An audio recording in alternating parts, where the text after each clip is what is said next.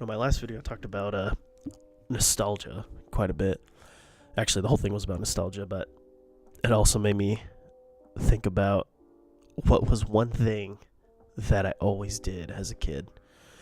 Obviously, I was born in 1995, right? And so internet, social media wasn't big until 2012. I don't know. But I just remember Facebook was getting big while I was in middle school, so 2008, 2009. And one thing I had internet at home, right? It was dial-up, crappy. Everybody, if you didn't, I'll play a little noisier. If like I said, if you know this noise, it'll. If you don't know the noise, you're not missing much. Just a lot of pain. But there was one game that always took my attention, and that was RuneScape. Now, I loved RuneScape so much that I was smurfing. I was smurfing before I even knew what smurfing was, right? Had one account that was all skills, another account that was all damage, this account that was all questing, this account who was a member, all these things, and I just loved that game. And the reason why I bring it up is because I had the public library.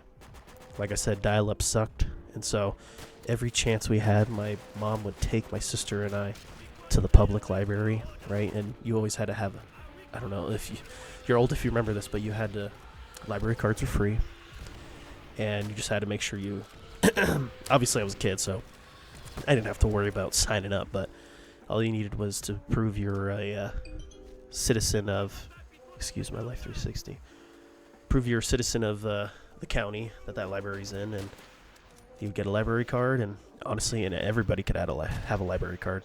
And so I remember I had my own library card, and so you would go and you would put your name down, and you would have to go to a computer and type your library card number in, and it would give you a 60-minute slot.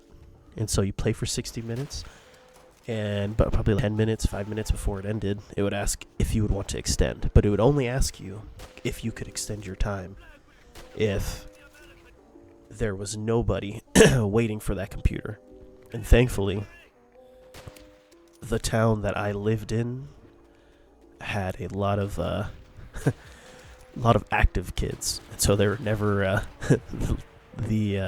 lot of active kids, and there were bigger libraries around us. And so, usually the one we went to was the smallest library in the county, and so there was never really a line or anything like that. But we would go on there, and they would have these little. They have them a lot in libraries still, obviously, but libraries, college libraries, just like little study rooms.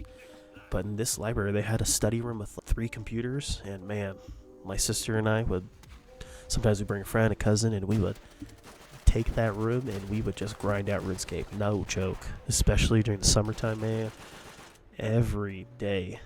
We weren't playing, because obviously I didn't have Xbox Live or anything like that, because I wasn't playing online games until high school. Unfortunately, I missed out. So I was playing RuneScape at the public library.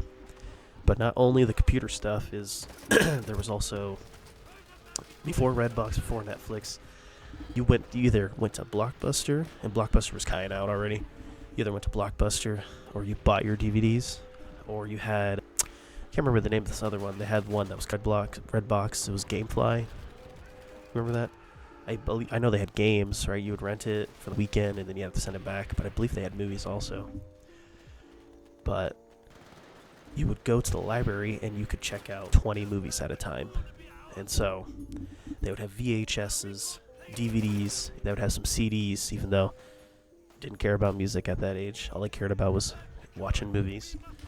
And so my sister and I, and my parents, actually, it was like our family routine. We would just go and get a bunch of movies and watch them throughout the week and the weekend. And it was so much fun. And because my parents are so stubborn, they never wanted to pay for cable, Disney Channel, and Nickelodeon. Obviously, I would watch SpongeBob and all these things whenever they were available, but I missed out on current things until I was older, so I just watched a lot of movies.